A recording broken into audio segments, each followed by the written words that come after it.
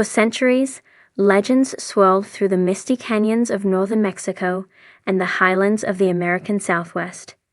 Whispers of a hidden vault, carved deep within the earth, where the last remnants of the Aztec Empire had hidden their treasure from invading forces.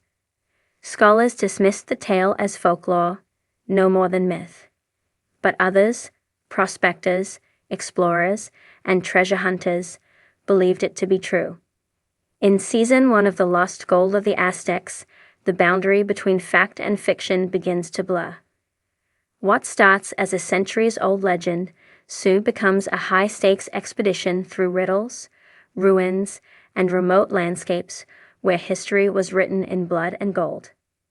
The team, driven by obsession and ancestral mystery, follows a trail left behind by those who would rather die than surrender their empire's last great secret.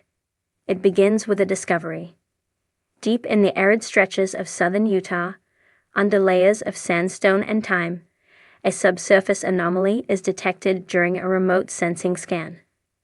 The readings indicate a chamber, unnatural, geometric, and sealed. The site is located near an area long associated with Spanish conquistador activity, and more intriguingly, with native oral histories of the people from the south who once passed through, carrying burdened carts under the cover of darkness.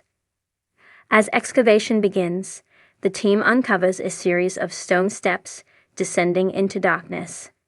Each layer removed reveals further mysteries: carved glyphs on the walls, evidence of ancient torches, and narrow passageways designed not for easy passage, but defense. The engineering is sophisticated. The craftsmanship, unmistakably Mesoamerican.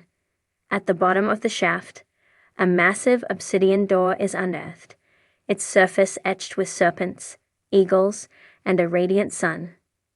The iconography speaks of Huitzilopochtli, the Aztec god of war and sun, protector of Tenochtitlan. This door, buried and untouched for centuries, is the final seal. When the team finally breaches the chamber, what lies beyond eclipses even the wildest legends? A vaulted room, over 40 feet wide, cut directly into bedrock. The air is cold, dry, and heavy with the scent of earth that hasn't breathed in over 500 years. In the flickering light, gold gleams from every corner: masks, weapons, plates, and coins, each artifact untouched, each a masterpiece of a fallen empire. But the gold is not alone. Scattered among the treasure are clues: stone codices, ceremonial artifacts, and skeletal remains. The bones show signs of ritualistic placement, laid in intricate patterns around the room. Among them, a mummified body sits cross-legged before a jaguar-adorned chest, wearing a headdress of green feathers and obsidian beads. In its lap lies a scroll, wrapped in animal hide and sealed with hardened sap. The scroll's contents are later revealed to be a map, not to gold, but to the route taken by the fleeing Aztec nobles who had carried the treasure northward from Tenochtitlan, evading Cortes and his men. Flashbacks reconstructed by historians suggest that after the fall of Tenochtitlan in 1521, a secret delegation of priests, nobles, and warriors escaped the city with a vast trove of sacred items. Their goal? Preserve the spirit of their people by hiding their most precious relics in a place the invaders would never find. Using ancient trade routes through the Sierra Madre and into the deserts of the north, they vanished into legend, never to be seen again. Until now. Each episode of Season 1 peels back another layer of this journey. The team follows the map, encountering cave systems, collapsed temples, and messages encoded in petroglyphs that span the borders of modern-day Mexico and the United States. They rely on a mix of traditional archaeology and indigenous oral histories, passed down through centuries, often hidden in plain sight or dismissed by conventional scholars. One such episode takes the team to the mysterious canyons of northern Arizona, where a hidden alcove reveals another catch, not gold this time, but obsidian-bladed weapons and turquoise jewelry arranged in ceremonial patterns. The site suggests a rest stop on the ancient Exodus, and the presence of local Hopi symbology hints at alliances forged between cultures long before colonization redrew the lines on the map. Another trail leads into the labyrinthine caverns beneath the Sierra Madre Occidental, where the journey becomes as perilous as it is revelatory. Here, booby traps and engineered cave-ins suggest that the Aztecs did more than hide their treasure. They protected it, knowing the price of failure was annihilation. Back in the chamber, careful analysis of the artifacts reveals items never before catalogued, hybrid styles merging Aztec, Maya, and Northern tribal aesthetics, suggesting a cultural convergence along the treasure's route. Pottery shards carry markings of Zuni and Pueblo influence, while a single obsidian mirror bears glyphs of both Mixtec and Toltec origin. The treasure, it turns out, is not just gold. It is a record of cultural survival and adaptation. But not everything is celebration. As the season progresses, tensions within the team rise. Questions of artifact ownership, the ethics of excavation, and the looming presence of looters and black market dealers cast shadows over the operation. Tribal representatives raise concerns about disturbing sacred sites. The show doesn't shy away from these conflicts.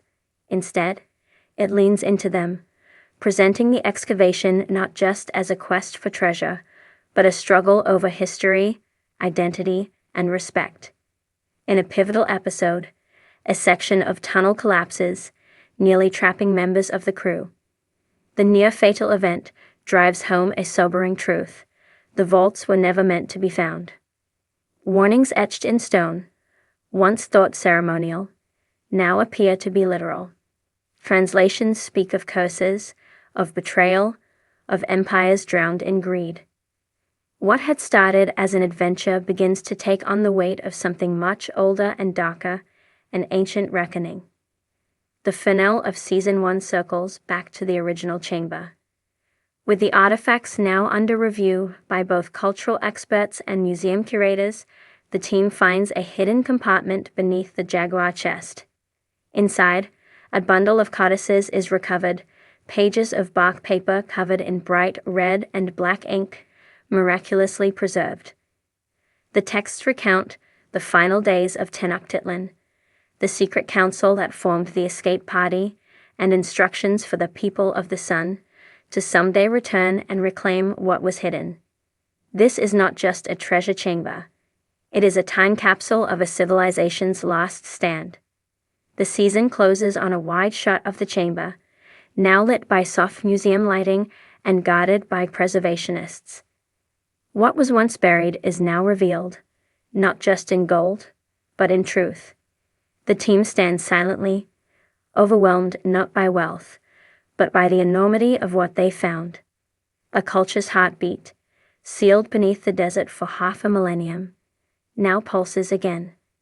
The final message is clear. The gold was never the point.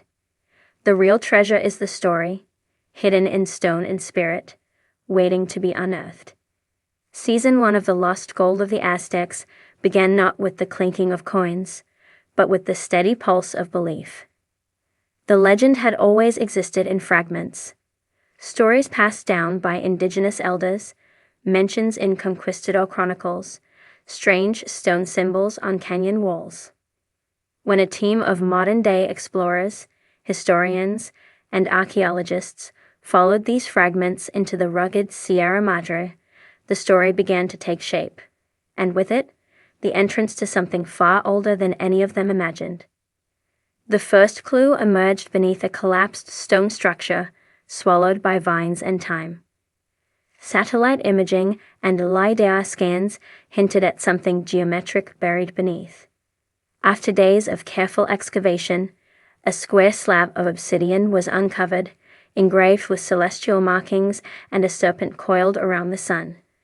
Beneath it, an opening yawed into the earth, a steep descent into blackness, rimmed by stones worn smooth by centuries of secrecy.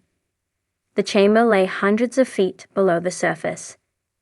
Narrow corridors led the team deeper into the earth, their walls bearing remnants of torch soot and crude pictographs. Insects skidded away from sudden beams of light, and the air grew dense and cool. Every step was a descent into forgotten time. Eventually, the passage opened into a vast underground vault, carved with mathematical precision into the bedrock. Columns rose like tree trunks, their surfaces etched with warrior glyphs and stars. At the center of the chamber, a raised stone platform bore the unmistakable glint of gold.